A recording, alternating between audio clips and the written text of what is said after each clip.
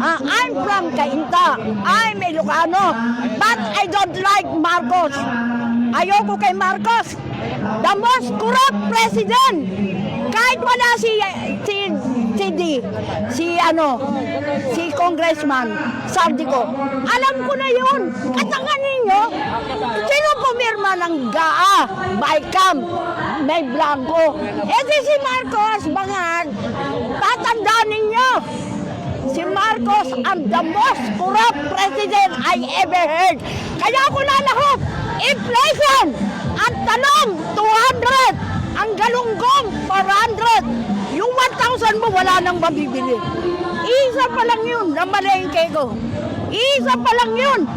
Tapos, gusto pa niya si Marcos, bangag, maglalakaw ka, Marcos. May kastang ka. Hindi kita gusto.